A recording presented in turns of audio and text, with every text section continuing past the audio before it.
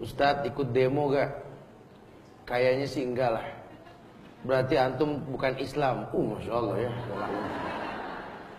Saya bilang dari tadi pagi ini orang Islam di Indonesia terkesan kayak galak-galak gitu ya. Bahkan Ustadz memending jawaban pun bisa disuozonin gitu lah. Jangan-jangan sudah nggak gemar lagi minum madu tapi hobi makan tawon yang begini gitu ya. Madunya nggak diminum, tawon yang dimakan jadi galak-galak. Iya. Sekali lagi demi Allah, saya Muhammad Subhan bin Umar Abu Bakar Bawazir mengatakan dengan tegas bahwa marah ketika melihat Quran ini dihina, ini sudah bisa menjadi bagian dari iman. Karena kalau kita nggak marah, kita nggak beriman. Agama dihina, Quran dihina oleh orang yang nggak paham Quran. Jujur, kejadian seperti ini sudah terjadi bukan hanya 2016. Sejak diutusnya manusia paling mulia di atas jagat raya ini, Muhammad bin Abdullah sallallahu alaihi wasallam, bahwa Quran sudah dihina sejak zaman Nabi. Dan itu bukan hal yang mengherankan. Kenapa? Karena yang menghina ini orang kafir yang nggak paham Quran. Lihatlah bagaimana sikap Nabi ketika Quran dihina. Ini Allah kabarkan dalam Quran di sekian banyak ayat. Sehingga berbeda firqah, berbeda manhaj, berbeda mazhab. Tapi satu pemahaman kita, walaqad kana lakum fi Rasulillahi uswatun hasanah. Telah ada suri toladan yang terbaik pada diri Rasulullah sallallahu alaihi wasallam. Maka kita sepakat tidak perlu contoh lain kecuali beliau. Sehingga ulama menyimpulkan bahwa semua telah beliau sampaikan. Bahkan sahabat menyaksikan, allamakum nabiyukum kulla syai' hatta al-khira'. Bukankah kalian umat Muhammad yang telah mengajarkan segala sesuatu, bahkan sampai cara buang hajat pun diajarkan? Betul. Cuma Islam agama yang mengajarkan kalau masuk WC kaki kiri baru kaki kanan, keluar kanan dulu baru kiri. Cuma Islam yang mengajarkan kita baca ta'awuz, a'udzubillahi minal khubsi wal khaba'is, keluar gufronaka. Cuma di Islam doang kita nggak boleh menghadap membelakangi kiblat ketika buang hajat, betul? Agama lain nggak ketemu. Kalau buang hajat diajarkan, apalagi bicara jihad. Ini fenomena di masyarakat sekarang, banyak orang mengatasnamakan jihad. Demonstrasi adalah jihad. Anda berlindung kepada Allah. Seandainya salah dalam pemahaman. Tetapi sampai detik ini tidak pernah mendengar kalimat demonstrasi bagian dari kalimat Islam. Kenapa kita berbangga dengan istilah yang bukan istilah Islami? Kita nggak berbangga dengan bahasa nasihat untuk ulil amri. Sementara kalau sudah pakai bicara nasihat, tidak semua orang berhak untuk menasihati, kecuali orang yang berilmu. Manakala orang yang berilmu memberikan nasihat, tegaklah hukum. Allah bersumpah demi waktu, semua manusia rugi kecuali orang yang beriman. Siapa orang yang beriman? Wa tawassaw bil haqq wa tawassaw bis sabr. Dialah orang yang memberikan nasihat dalam hal yang baik maupun hal kesabaran. Karena janji Allah, wa ja'alna minkum a'immatan yahduna bi amrina lamma sabaru. Allah akan janjikan kepada kita seorang pemimpin ketika kita bersabar. Lamma sabar. Sehingga bagaimana membuat masyarakat ini tetap sabar? Membuat masyarakat ini tetap sabar. Bukan malah membuat keanarkisan yang bertambah-tambah, tidak. Kita nggak pengen seperti itu demi Allah. Makanya kalaupun besok terjadi banyak orang demo mengatasnamakan jihad demonstrasi karena turun ke jalan, saya menyikapinya adalah bukti bahwa marahnya rakyat. Nah, kalau sudah bicara marah, tidak ada hukum dalam hal ini.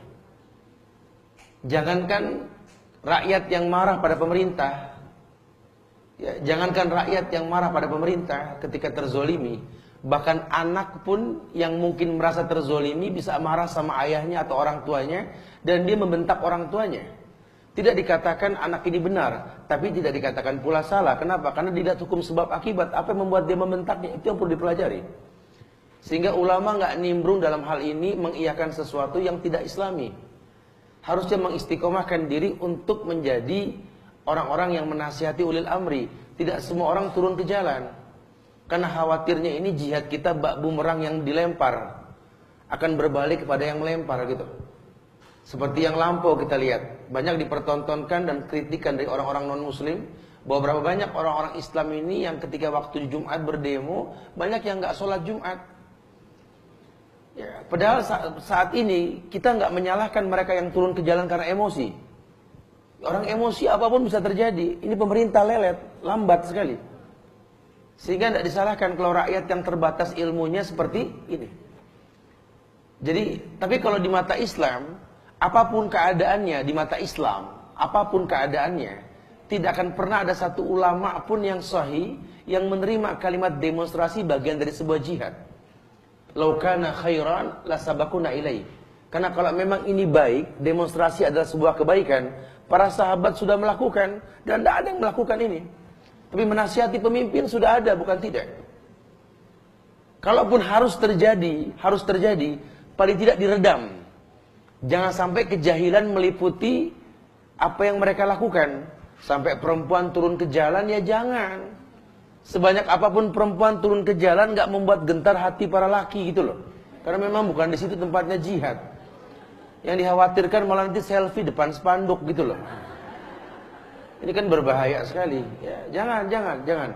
Tidak ada bahasa yang seperti itu. Jadi demi Allah, yuk mulai kita belajar bangga dengan apa yang di Islam. Karena Islam ajarkan semua. Bicara komplain sama kezoliman, ya Islam ajarkan, bukan tidak. Kezoliman terjadi zaman Rasul, kezoliman terjadi zaman sahabat, penindasan para sahabat, pembantaian para sahabat pernah terjadi, bukan tidak. Dan Islam agama yang mengajarkan kesempurnaan. Allah sendiri yang mengatakan al-yawma akmaltu lakum dinakum wa atmamtu 'alaikum ni'mati wa raditu lakumul Islam ad-dina. Sempurna sudah agama, dengan ayat ini sudah sempurna. Jadi kalau emang harus turun ke jalan menuju tempat untuk mengislah pemimpin, pemerintah dan lain sebagainya, kalau bisa orang yang berilmu. Atau kalau memang sudah terlanjur pada pengen turun, tolong berilmu. Jangan mempertontonkan hal yang sifatnya serampangan. Gitu ya. Karena tidak ada kebaikan dengan datang dengan cara yang diharamkan. Ya, jadi jangan pernah kita menghayalkan sesuatu yang baik datang dengan cara yang tidak baik. Tidak akan pernah datang sebuah kebaikan pun dengan cara yang Allah tidak ridhoi. Makanya bismillah. Apapun yang terjadi di tanggal 4 nanti, saya hanya berwasiat buat diri saya dan antum sekalian, masyarakat dimanapun mendengar, berilmulah sebelum beramal. Supaya tidak keanarkisan ini menimbulkan mudarat yang lebih besar. Wallahi, wa innallaha ta'ala la yunalu ma indahu illa bita'ah. Ajmilu fit talab. Semua yang baik yang kita inginkan, yang bangsa ini inginkan, yang seluruh masyarakat muslim di negeri ini inginkan, adanya di sisi Allah. Dan semua yang di sisi Allah ini tidak mungkin datang dengan cara yang Allah murkai. Ajmilu fit talab. Ayo, perbagus cara meminta. Allah janjikan kemuliaan. Apa janji Allah? Wa ja'alna minhum a'immata yahduna bi amrina lamma sabaru.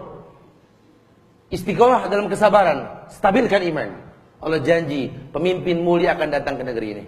Sisanya jangan cuma menghilangkan asap, matikan apinya. Karena penyebab kezaliman terjadi ketika Rasulullah SAW kabarkan kepada kita. Respek dalam dada musuh kita hilang karena kita yang menghilangkan. Apa kata Rasulullah? Yusikul umam an tada'iyal aklatu ila qas'atiha. Wa min qillatin nahnu yawma idin ya Rasulullah, la bal yawma idin antum katsir. Walakinnakum gutha' ka gutha'i sayf. Wa la yanzi'anna Allah min suduri aduwikumul mahabbah minkum. Wa la yaqdhifanallahu fi qulubikumul wahn.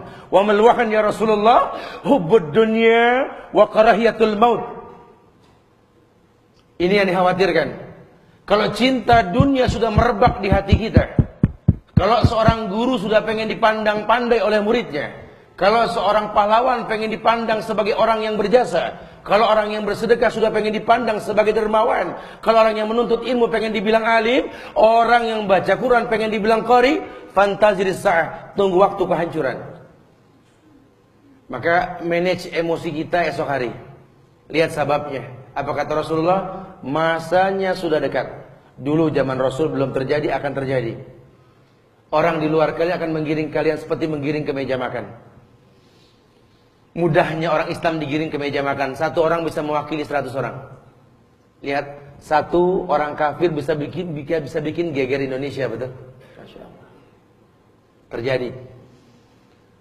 Nabi hanya menyimpulkan bahwa Allah ambil dari hati musuh kalian respect dari kalian.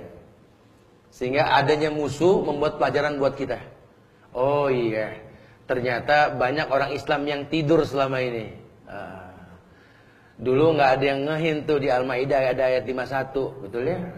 Sekarang semuanya tahu ayat 51, betul lah. Dulu orang Islam nggak ada yang tahu tuh kalau namanya memilih pemimpin itu ada di Quran. Sekarang semua tahu, betul? Ini hikmah. Bukan berarti kita senang dengan ada orang yang seperti ini, kita nggak senang. Kita nggak pengen terulang. Makanya sebelum datang orang seperti ini Allah turunkan sama kita buat pelajaran. Yuk perdalam Quran. Hudan linnas wa bainati minal huda wal furqan. Ini Quran petunjuk buat manusia, pembeda antara yang hak dan yang batil. Makanya mudah-mudahan dengan hikmah ini yang terjadi, apapun yang terjadi, ya, demi Allah, orang Islam pintar mengistimbatkan hukum. Apa hukum yang disimpulkan? Bahwa dengan ada kejadian ini Allah pengen kita lebih dekat dengan Quran. Supaya nggak ada lagi kasus yang berikutnya. Karena fitnah ini akan terus bergulir. Ya, orang-orang yang menginjak Quran akan makin banyak. Buat kita buktikan jangan sampai ada orang kafir menghina Quran kembali, insyaallah. Ya, jadi semoga Allah berikan kemuliaan buat bangsa ini, buat negeri ini. Nasihat kami hanya satu, berilmulah sebelum beramal. Sehingga kesabaran bisa stabil, datang kemuliaannya akan datang insyaallah, ya. Setelah ini nggak ada yang bertanya lagi. Mudah-mudahan manfaat insyaallah.